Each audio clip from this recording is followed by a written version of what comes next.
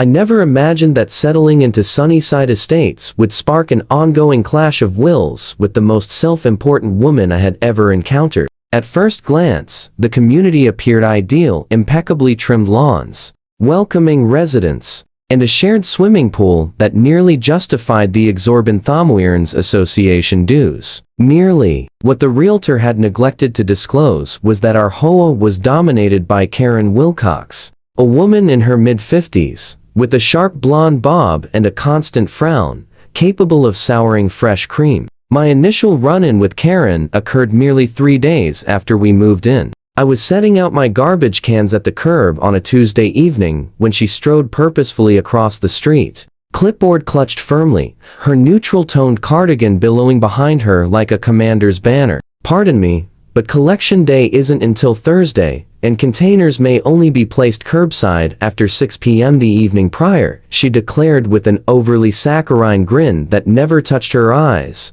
"It's detailed in the HOA guidelines, page 17. Paragraph 3. Have you even bothered to review it?" I offered a calm apology, noting that the movers had mistakenly informed me that Tuesday was pickup day. Karen appeared mildly let down that I didn't push back, letting out a small huff as she jotted something on her clipboard before marching off. I had no idea then that this was merely the first shot in what would evolve into a full-blown suburban skirmish. In the months that followed, I was hit with infraction letters for every conceivable offense: lawn grass exceeding the limit by half an inch, a coiled garden hose in view from the road, and keeping my garage door raised longer than 30 minutes while bringing in groceries. Every citation bore Karen's flourish of a signature, along with a thinly veiled lecture about how everyone must contribute to preserving property values in Sunnyside Estates. In spite of her relentless oversight, I kept my cool,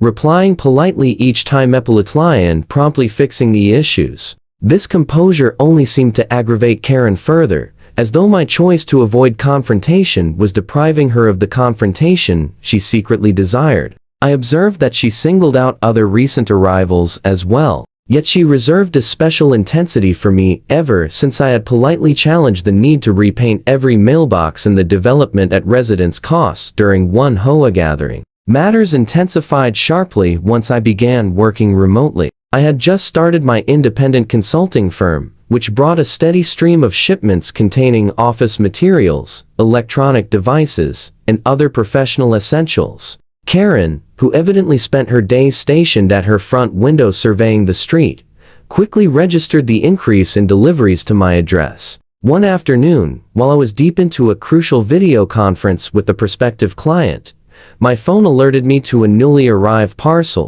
I couldn't break away from the discussion, but I wasn't worried. Our area had always felt secure, and my Ring camera would record anyone nearing the front steps. The meeting stretched on far longer than planned, close to 2 hours, and when I finally stepped outside to collect the box, it had vanished entirely. Reviewing the doorbell footage left me speechless. There was Karen, approaching my porch roughly 20 minutes post-delivery, glancing around suspiciously before grabbing the package and scurrying off. I could hardly process it. The president of the HOA was committing mail theft, a serious federal crime. All because, apparently, she disapproved of the volume of parcels I received. Instead of accusing her right away, I chose to build a stronger case. I installed a second camera, concealed within a decorative planter by the entrance, and bided my time. Predictably, within the following week, 2 additional packages went missing under identical circumstances.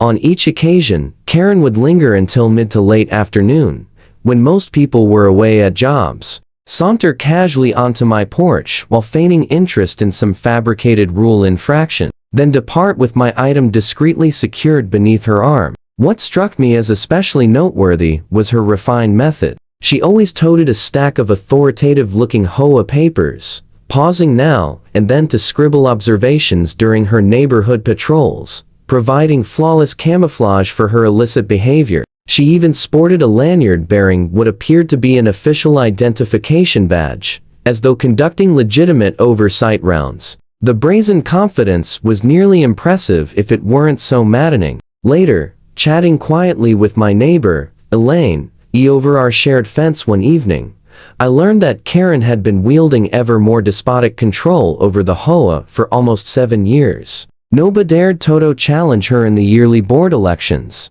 Elaine whispered her warning, glancing around nervously, as if fearing hidden listeners. The previous resident who attempted it abruptly saw their fencing modification request rejected, their pool privileges inexplicably cancelled, and their kids prohibited from using the community playground due to supposed misconduct. After the third theft, I possessed irrefutable proof. I reached out to the authorities and submitted a formal report, presenting them with unmistakable video recordings of Karen pilfering my deliveries on several separate instances. The responding officer appeared simultaneously entertained and horrified, remarking, "We've handled plenty of homeowner squabbles in the past, but an HOA president committing package theft is certainly a first for us." The following day, a pair of officers showed up at Karen's residence just as she was conducting the regular monthly HOA board session in her living room, a tidbit I picked up afterward from my neighbor,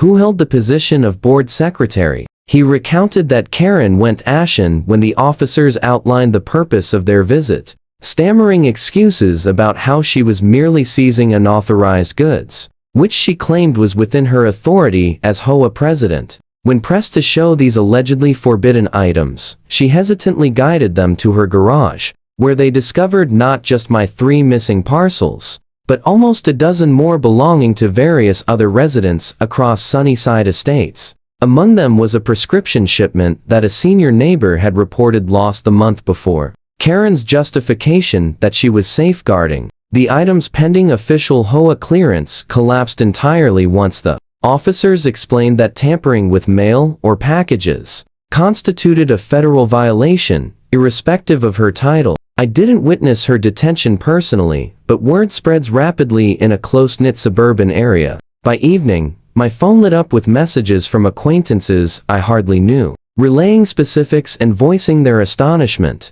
Though quite a few confessed they weren't wholly shocked considering Karen's long pattern of exceeding her bounds. The highlight was a note from the board secretary announcing that an urgent session had been convened, resulting in Karen's immediate and unanimous ouster from her role until her legal matters were settled. The exposure appeared to shatter a long-standing enchantment over Sunnyside Estates. Abruptly, residents who had previously kept to themselves began congregating in driveways, exchanging accounts of Karen's oppressive regime. Even more disturbing were the revelations that surfaced: how she had exploited her access to homeowner details to anonymously complain to employers over minor perceived offenses, how she had covertly snapped photos of kids engaging in harmless play on their own yards, and how she had diverted HOA resources to favor enhancements closest to her house while ignoring the broader neighborhood. 2 days on, the police returned all 3 of my recovered packages to my front steps, released now that they had served as evidence.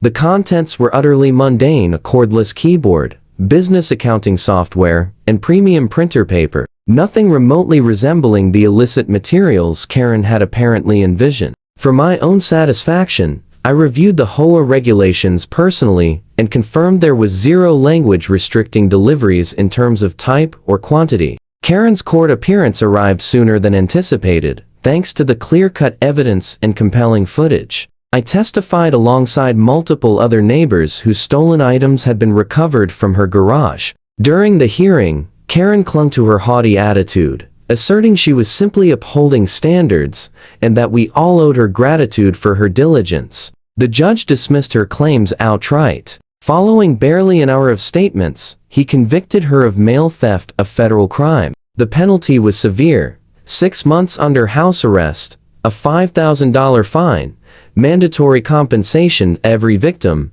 and 3 years probation. As the sentence was pronounced, Karen's expression twisted in outrage, her polished veneer shattering as she grasped that her dominance over Sunnyside Estates had met an ignominious conclusion. "But I was safeguarding our community," she wailed as a court official moved to attach her ankle bracelet. "This is my neighborhood, I'm the one in charge." The sheer incredulity on her face as the truth finally registered remains etched in my memory. That instant, when Karen learned thought no HOA president stands above the law. The delicious irony of her own confinement to the very home she had long used as headquarters for surveilling and dictating everyone else was appreciated by the entire community. With the monitor secured, she could no longer roam the streets hunting for infractions, and Sunnyside Estates exhaled in unison. What followed was extraordinary. Our subdivision underwent a profound change. The initial HOA meeting without Karen drew unprecedented turnout, and we selected a varied board committed to fostering connection instead of rigid compliance. The rules were streamlined from a daunting 87-page tome to a sensible 15 pages of practical directives. The harsh penalty structure gave way to neighborly dispute resolution. The yearly block party, which Karen had axed 3 years earlier over noise complaints, was joyfully revived. My consulting venture thrived, and I earned a reputation, not as the agitator who toppled Karen, but as the spark that reawakened true camaraderie in Sunnyside Estates. Deliveries now reach my door without incident, often greeted by cheerful gestures from residents who at last feel at ease in their own spaces. Interestingly, the property values Karen fixated on preserving have risen since her exit evidently. Buyers prefer a welcoming environment over one of perpetual scrutiny. The ultimate vindication arrived 6 months afterward. Once her house arrest ended, Karen discreetly listed her house and relocated without a word to anyone. The incoming family hosted a welcoming open house gathering for the whole block, an event that would have triggered countless citations in Karen's day. As I enjoyed lemonade in their yard, observing kids romping freely, while parents conversed without anxious glances around, I couldn't suppress a grin at how one individual's collapse had unlocked freedom for so many others.